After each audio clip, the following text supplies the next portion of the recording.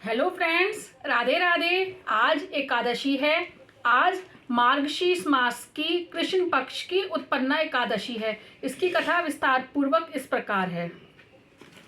उत्पन्ना एकादशी मार्गशीर्ष मास के कृष्ण पक्ष की एकादशी को भगवान विष्णु के शरीर से एक तेजस्विनी कन्या के रूप में महादेवी एकादशी का प्रादुर्भाव हुआ था। यही कारण है कि मार्गशीर्ष मास के कृष्ण पक्ष की इस एकादशी को उत्पन्ना एकादशी कहा जाता है। आज के दिन भगवान विष्णु के 16 कला निधान पूर्ण अवतार भगवान कृष्ण की पूजा की जाती है। भगवान कृष्ण की पूजा में नैवेद्य के रूप में केवल फल ही अर्पित किए जाते हैं। फलाहार में भी आप फलों का ही भोजन करें, कुट्टू अथवा मावे की मिठाइयों का प्रयोग ना करें। नैमिषारण्य रामायण तीर्थ में पुराण कथाओं को सुनने और धर्म के मर्म को जानने के इच्छुक 88,000 ऋषि मुनियों ने सूत जी से कहा, हे ऋषियों, द्वापर युग में धर्मराज युधिष्ठिर ने भगवान श्री कृष्ण से पूछा कि हे प्रभु, कृपा करके एकादशी के व्रतों की विधि, उनके महत्व तथा उनके प्राप्त होने वाले फलों के बारे में विस्तार पूर्वक कुछ बतलाइए। हे देव की नंदन, एकादशी के व्रत में किस देवता का पूजन किस प्रकार करना चाहिए तथा कौन कौन से कार्य करने तथा कौन कौन से कार्य नहीं करने हैं, इसके बारे में मुझे स्पष्ट रूप से बतलाने की कृपा करें। इससे हमारा और भविष्य में आगे आने वाली पीढ़ियों का कल्याण होगा। अतः आप इस बारे में हमें पूर्ण जानकारी देने की कृपा करें। युधिष्ठिर के इन प्रश्नों को सुनकर मंद मंद मुस्कुराते हुए भगवान श्री कृष्ण ने कहा, हे युधिष्ठिर, तुम्हारा प्रश्न अत्यंत उत्तम और लोक उपकारी है। अतः ध्यान में मेरी बातों को सुनो। शास्त्रों के अनुसार हेमंत ऋतु में मार्गशीर्ष अर्थात अगहन मास के शुक्ल पक्ष की एकादशी अर्थात 11 तिथि को एकादशी का जन्म हुआ था। यही कारण है कि इस उत्पन्ना एकादशी से ही प्रारंभ किया जाना चाहिए। एकादशियों का व्रत महान कल्याणकारी देवी एकादशी के जन्म की कथा सुनाने से मैं तुम्हें इस व्रत के विधि विधान बतलाता हूँ। उसे ध्यान पूर्वक सुनो और फिर प्रत्येक एकादशी के व्रत में इस विधान का पालन करो। भगवान श्री कृष्ण आगे बोले, हे कुंती पुत्र, एकादशियों के व्रत में अन्न खाने का पूरी तरह से निषेध है। अतः दशमी को सायं भोजन करने के बाद मुख और दांतों को दातुन आदि से भली प्रकार साफ कर लें, जिससे दांतों में किसी प्रकार का अन्न फंसा ना रह जाए। रात्रि में कुछ भी खाना पीना नहीं चाहिए और अधिक बोलना तथा स्त्री प्रसंग भी वर्जित है। एकादशी को प्रातःकाल 4 बजे उठकर सर्वप्रथम व्रत का संकल्प करें। संकल्प वाक्य इस प्रकार है, अमुक संवंतरे, संवंत का नाम लें, मार्गशीर्ष मासे कृष्ण पक्षे पुण्यदायिनी एकादशी तिथि, अमुक वारे जो भी वार हो, अमुक गोत्र उत्पन्न, जो गोत्र हो उसका नाम लें, अमुक नामो नहा, अपने नाम का उच्चारण करने के पश्चात ब्राह्मण की शर्मा है, क्षत्रिय वर्मा है, वैश्य है, गुप्तो है, शूद्रो दासो कहना चाहिए। सकल जन्म जन्मांतर अर्जित पापनी तेषा शर्मानर्थ एकादशी व्रत में करिष्ये। इसके पश्चात शौच आदि से निवृत्त होकर नदी, तालाब, बावड़ी अथवा कुएं पर जाकर इस मंत्र का स्तवन करते हुए अपने शरीर पर मिट्टी अथवा राख लगावे। तत्पश्चात व्रत करने वाला नित्य क्रियाओं से निवृत्त होकर स्नान करें। यह एकादशी का व्रत चोर, पाखंडी, परनारीगामी, निंदक, मिथ्याभाषी और किसी भी पाप करने वाले पुरुष व स्त्री को नहीं करना चाहिए और ना ही एकादशी व्रत करने वालों को ऊपर बताए दुर्गुणों वाले व्यक्तियों से ही बात करनी चाहिए। यदि भूल से ऐसे लोगों से वार्तालाप हो भी जाए तो प्रायश्चित के रूप में भगवान सूर्य देव के दर्शन करने से यह पाप दूर हो जाता है। स्नानोपरांत धूप, दीप, नैवेद्य आदि 16 वस्तुओं से श्री विष्णु भगवान का पूजन करें और रात्रि को दीपदान करें। यह श्रेष्ठ कर्म सच्चे हृदय से भक्ति तथा श्रद्धा से युक्त होकर करना चाहिए। रात्रि में सोना तथा स्त्री प्रसंग करना वर्जित है। एकादशी की समस्त रात्रि भोजन, कीर्तन, मनन, सत्संग आदि करना चाहिए। पहले कभी जाने या अनजाने में जो पाप हुए हैं उनके लिए प्रभु से क्षमा प्रार्थना करनी चाहिए। गुड़ी और धर्मात्मा स्त्री पुरुषों को चाहिए कि कृष्ण पक्ष तथा इस शुक्ल पक्ष दोनों ही पक्षों की एकादशियों को समान समझें। ऊपर लिखी विधि के अनुसार एकादशी व्रत करने वाले भाग्यशाली पुरुष व स्त्री मनचाहा फल प्राप्त करते हैं। शंखोदार तीर्थ में स्नान करने के पश्चात श्री भगवान विष्णु के दर्शन करने से जो फल प्राप्त होता है वह एकादशी व्रत के 16वें भाग के भी समान नहीं है, ऐसा शास्त्रों का मत है। व्यतिपात के दिन दान करने से लाख और संक्रांति में दान करने से पुण्य से 4 लाख गुना पुण्य फल एकादशी व्रत से प्राप्त होता है। सूर्य चंद्र ग्रहण में कुरुक्षेत्र में स्नान करने से जो फल प्राप्त होता है वही फल एकादशी के व्रत से प्राप्त होता है। अश्वमेध यज्ञ करने से 1000 तपस्वियों को 60,000 वर्ष तक भोजन कराने तथा पंडितों को ब्रह्मचारियों को भोजन कराने से भी 1000 गुना पुण्य कन्यादान तथा भूमिदान करने से होता है। उसमें 100 गुना पुण्य विद्यादान करने से प्राप्त होता है और विद्यादान से 100 गुना पुण्य भूखों को भोजन कराने से प्राप्त होता है। अन्नदान से ही देवता और पितर दोनों ही तृप्त होते हैं, पर एकादशी के व्रत का पुण्य सबसे बढ़कर है। 1000 यज्ञों से भी अधिक एकादशी का व्रत का पुण्य होता है। एकादशी के व्रत का प्रभाव देवताओं को भी दुर्लभ है। रात्रि में जो प्राणी भोजन करते हैं उन्हें एकादशी व्रत का आधा फल प्राप्त होता है तथा दिन में 2 बार भोजन करने वालों को उसका भी आधा फल प्राप्त होता है, परंतु निर्जल व्रत रखने वालों को जो पुण्य फल प्राप्त होता है उसका वर्णन करने में देवता भी असमर्थ हैं।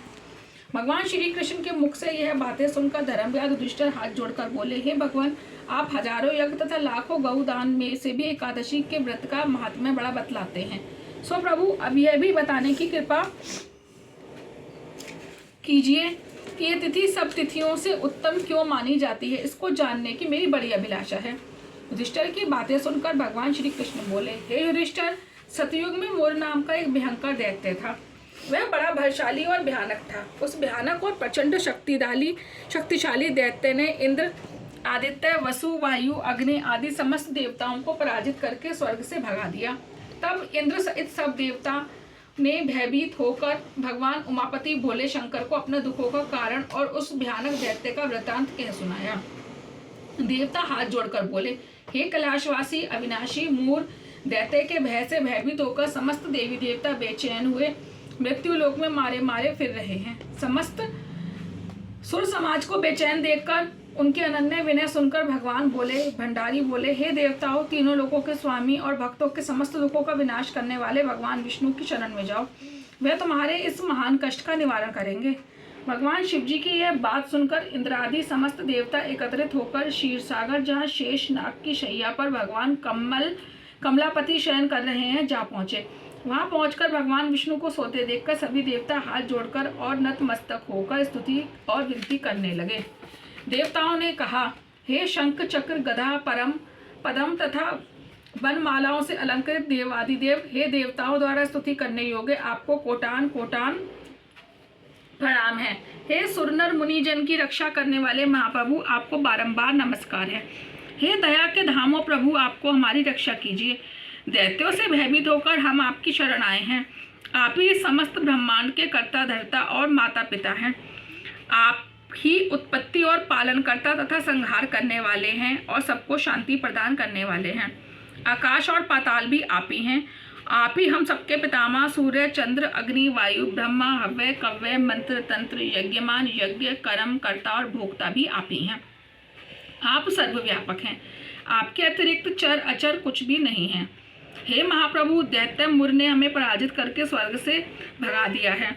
हम सब देवता इधर उधर मारे मारे फिर रहे हैं। सो हे मधुसूदन, आप उन दैत्यों से हमारी रक्षा कीजिए। देवताओं की यह विनती सुनकर भगवान कमलापति बोले, ये सुरो, ऐसा मायावी दैत्य कौन है? उसमें ऐसा कितना बल है? वह किसका आश्रय है और वह कहाँ रहता है?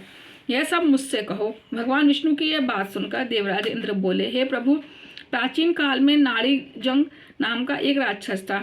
उसका पुत्र महाबलशाली महापराक्रमी और विश्वविख्यात मुर नाम का दैत्य है। वह चंद्रावती नामक नगरी में रहता है। उस महासुर ने समस्त देवताओं को स्वर्ग से निकालकर अपना अधिकार कर लिया है। वह स्वयं इंद्र अग्नि वरुण कुबेर यम वायु ईश चंद्रमा नेत्रज्ञ आदि सब स्थान पर अपना आधिपत्य जमाकर और स्वयं सूर्य बनकर प्रकाश करता है। हे असुर निकंदन, उस दैत्य का संहार करके हम सब देवताओं की रक्षा कीजिए। हम सब आपकी शरण में हैं। इंद्र के यह वचन सुनकर भगवान कमलापति बोले, हे देवताओं, तुम ना घबराओ। मैं शीघ्र ही तुम्हारे शत्रु का संहार करूंगा। तुम सब अब चंद्रावती नगर को चलो। समस्त देवताओं सहित भगवान विष्णु भी चंद्रावती नगरी को चल दिए। उस समय दैत्यराज मुर दैत्य सेना सहित युद्ध भूमि में बड़े अभिमान से गरज रहा था। उस महादैत्य को घोर गर्जना को सुनकर सब देवता भयभीत होकर चारों दिशाओं में भाग खड़े हुए। यह देखकर स्वयं भगवान विष्णु रणभूमि में पहुंच गए।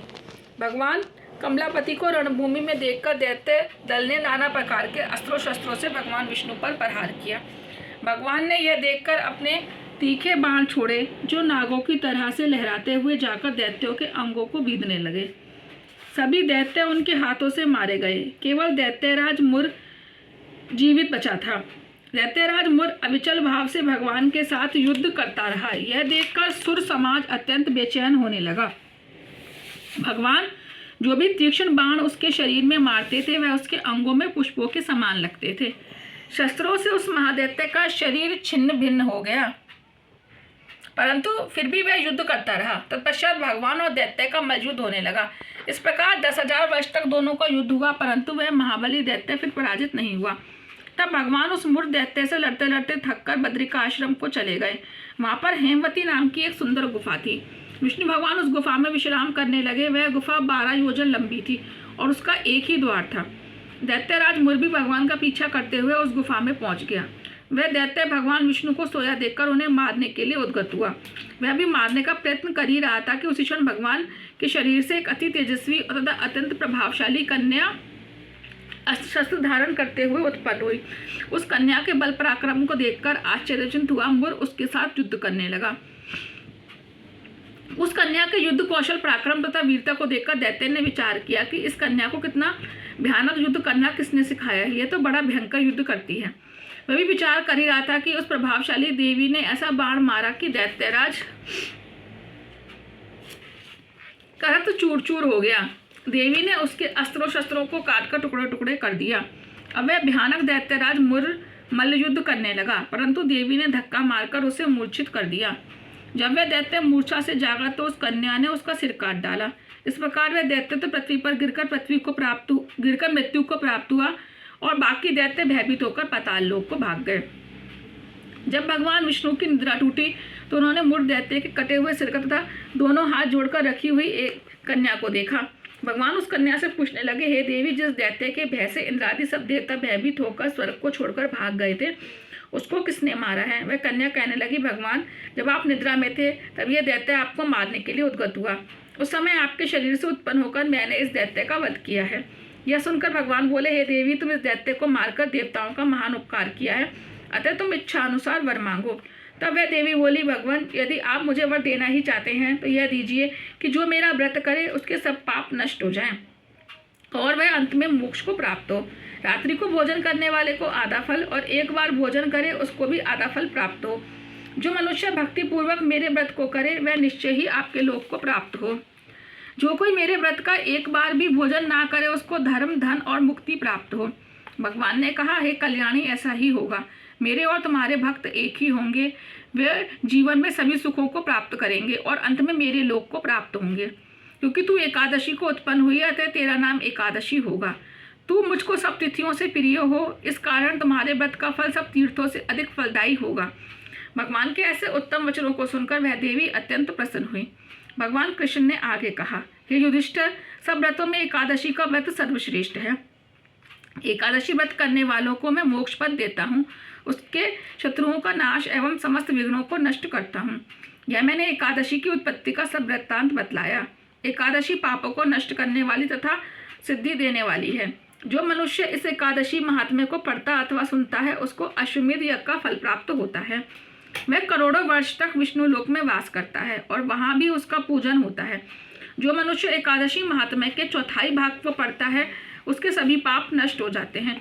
वैष्णव धर्म के समान अन्य कोई धर्म नहीं है और एकादशी व्रत के समान दूसरा कोई व्रत नहीं है। राधे राधे।